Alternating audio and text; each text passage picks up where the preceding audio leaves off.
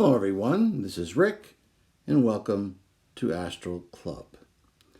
Today's video will be called Astral Projecting into Your Own Future. Before we get into that video subject, I'd like to thank my newest patron on Patreon, Osman Ahmed, who is an Astral Ascended level. And he'll get advance copies of my video, as do all the other patrons. Okay, if you feel that this is something you might be interested in becoming a part of, the Patreon link is in the description. Astral projecting into your own future. Now, typically on this channel, we've explored a number of futures. We've gone 1,000 years into the future and been on that farm, and we've gone into a future 100 or so years into time where we saw a medical center and some of that imagery. Some of my first videos talked about time trips into the end of the earth and what happens with that. And I even briefly alluded to my 13,000 year trip to my tribe, where I lived there for several years. Now these tend to be very large, big picture, macro visions of the future and time. But haven't you ever wondered what it would be like if you could get glimpses into your own future, or glimpses into the fate of your loved ones? Well, that is possible with astral projection. And we're going to talk about some of the experiences that I've had with these future projections, and then we'll get into how it can be done. Now, the one thing about projecting into your own future is that typically what you find isn't very dramatic. I certainly didn't see anything in my future and those of my loved ones that was earth-shattering or earth-shaking in any way. Usually it's just pretty plain stuff, but it's some things that I think many of us wonder about, and sometimes we worry about it at night and we can't go to sleep because we're worried about what's going to happen with ourselves, our careers, or those lives and careers of our loved ones. And so how great would it be if we could get flashes of some of those futures so that we could perhaps embrace them or avoid them, at least be forewarned that these were possibilities, not fate. They aren't preordained, but what they do is they give us flashes of possibilities, and we can decide once we've seen this possible future whether we want to move towards it or whether we want to take action against it. I recall when I was in college, in my first semester, when I got my grades, it was awful.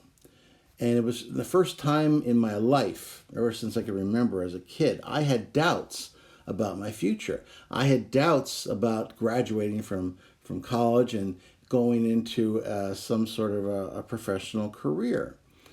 And to say that I was upset is an understatement. I recall that I had the idea that I would astral project into my own future, a few years into my own future, and see what happened. So, not long after I got those awful grades, I did that. And I saw myself in the college auditorium with a bunch of other people getting our diplomas. So when I returned, I was bolstered because I also saw that I got honors as well in that brief vignette that I had there. And I wasn't there for more than a handful of minutes, but it was enough. And what that did is it gave me the extra confidence that I needed at that point in time in my life. And from then on, every semester after that, I was on the dean's list. So, and certainly graduated and went on to have my career. So astral projection really did me a solid there. It really helped me out when I needed it the most. I've had a number of other projections since then.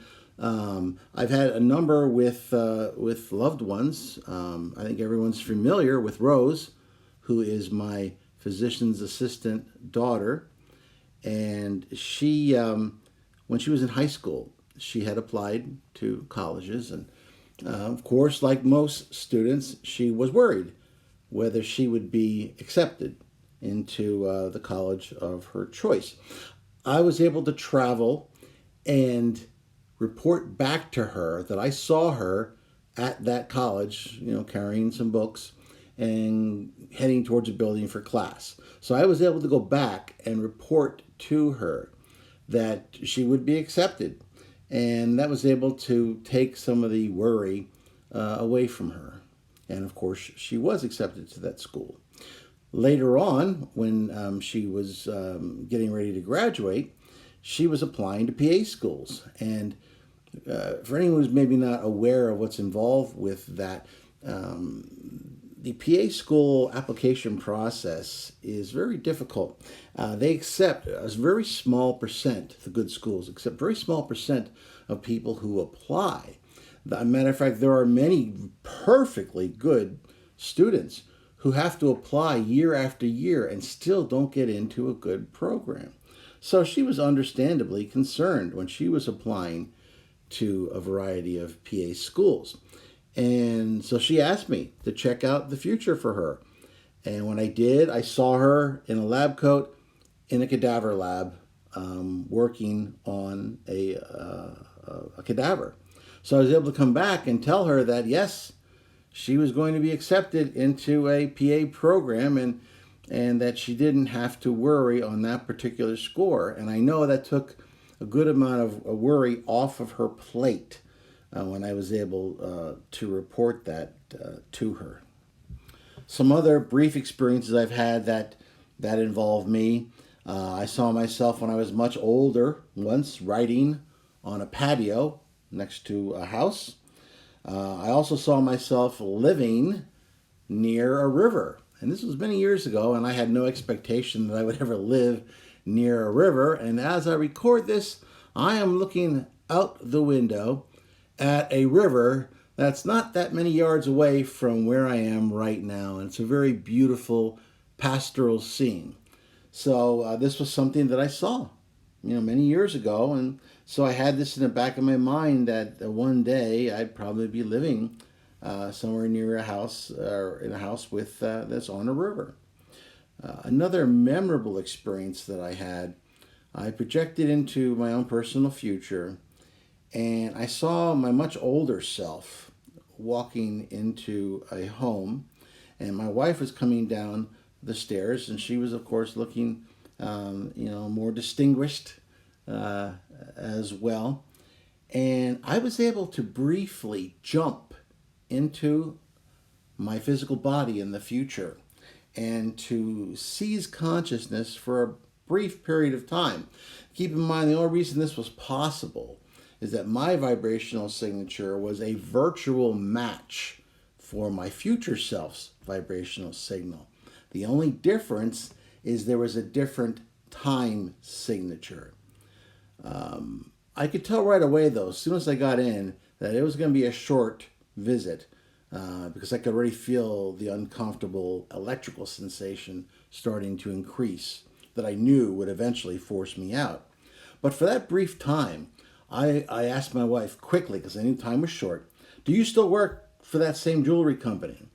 And she looked at me like I was insane and basically said no, because it had been defunct. The company had been defunct for decades by that time. When I projected, the company was experiencing some difficulties, but it was by no means defunct. And she was a designer there, and everything was working out quite well, but there was some worry. And what would later happen is a year or so after this experience, the owner would die from AIDS, and the company would fold up soon thereafter. So, of course, she hadn't worked at this place for many decades. Then I recall I saw a picture of a lovely young woman on the wall. I didn't recognize, though. I said, who is this? Is this my sister? And once again, she looked at me like I was insane and said, "That's Rose, your daughter." And that, of course, threw me for a major loop. But before I could say another word, I got forced out of my body, and then I ended up back into my physical self. And so I'm still looking forward to seeing some of these things. Now, a lot of the experiences I've had have already come to pass. But that's one that has not come to pass yet. And who knows, it may or it may not. Because remember that what we're talking about here are possible futures.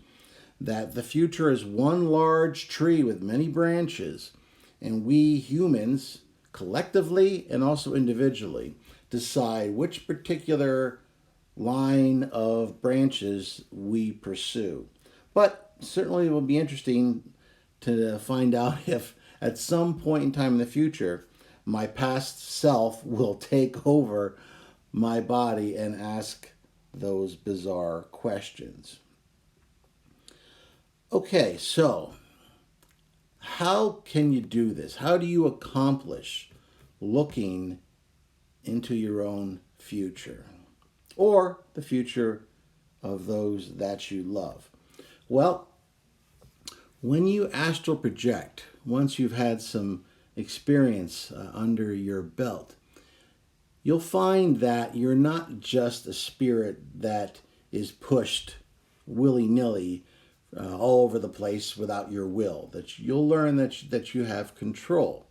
And certainly you'll learn that you can go to places where you have a line of sight. You can concentrate on that. Or if there's a place that you're very familiar with, you'll find that you're able to project yourself to that place. People also have vibratory signatures which we all inherently recognize if they're people who we are close to. Now, there are many psychic stories of people who, the minute their loved one died or something really bad happened to them, for instance, they instantly knew. It's like they had some sort of a connection with them, that they were able to know at that instant that event had occurred to them. And the reason they can do this is, imagine, we are radio receivers and we're each broadcasting on a particular band. So some people, even in the physical, can zero in on an exact band, even if it's geographically many thousands of miles or kilometers away. In the astral, your ability to sense these vibrations is infinitely better. The reason being is you're not saddled with a physical body, which tends to muck up your astral senses, to interfere with them because of the physicalness that's involved. When you leave your physical body, you are now virtually pure energy. So these senses and the sense of someone's vibrational signature is much clearer, is much more present to you than it ever is in the physical. So once you leave your body, you want to project in a very pure, willed way. You have to say, I want to go to this particular person. If you want to go into that person's future, then you have to say, I want to progress 2 years or 5 years or whatever into the future to see what's going on with, this person that I love. My daughter, my wife, my husband, my son, my friend, whatever. And then keep that fixed will ideation in your mind. And if it helps, keep on saying it over and over again like a mantra as you feel yourself projecting forward. And if you're doing this right, you will feel a big sensation of movement. If it's a short time trip, you may not lose consciousness. If it's a longer time jump, you may lose consciousness, but all you can do is to keep your mission securely, fixedly in mind, so that even if you lose consciousness, you will still end up where you want to be. Now, if you take near trips, which you typically will, after all, if you're projecting to find out about your own life, or you're projecting into the lives of your loved ones, chances are you're not going to go much further than 100 years unless you've discovered some sort of potion of immortality. So, for the most part, your trips are going to be shorter. So, you may never lose consciousness. Once you arrive, though, the clock is ticking. You must observe everything that you came there to observe as quickly as possible. Burn everything that you see into your memory so that you won't forget it. You'll have a handful of minutes, typically, to get the information that you need. And if it's a short time trip, you're probably going to be unseen. You probably won't be perceived. So, don't be disappointed. You're still a ghost as far as everyone is concerned. But be very observant, and make sure that you're observing everything possible. Try not to zero too much in on a particular object, or marvel at the fact that you actually were successful, because before you know it, you will be pulled back. Once you return to your physical body, you of course should write down that experience. It's something that needs to be recorded. If it's your own personal future, then you have to decide, is this a future I want to embrace, or is it one I want to reject? For example, when I projected into the future for my daughter to let her know that she was going to be accepted into the college of her choice, or she was going to be accepted into the PA school of her choice, I made sure that I added as a warning that what I saw was a possible, and from that point, most likely, a probable future.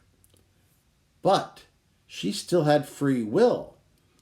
If all of a sudden she decided in the middle of her senior year just to abandon her studies and not bother to work anymore, then that possible or even probable future could be dispelled. She could end up following down another path. So just because you see a desirable or perhaps undesirable future, it doesn't mean that you are fated or that you're guaranteed, one word or another, to actually get there. You have to decide at that point in time, will you continue to work towards that future, or are you going to take a sharp left and go in a different direction because it's a future that you have no interest in embracing? Okay, well, that's what I wanted to cover in this video. If you liked it, please hit the like button. And if you want to share it with those of like minds, please do so. Subscribe if you haven't done so already. If you have, why don't you ring that bell button? And please continue to leave your questions and comments. I love reading them. They're always instructive. They always spark me to think in different directions sometimes. And every now and again, I get a good idea for a video based on some good questions and comments. And once again, if you feel moved to contribute to Astral Club, there will be a link to the Astral Club Patreon link in the description.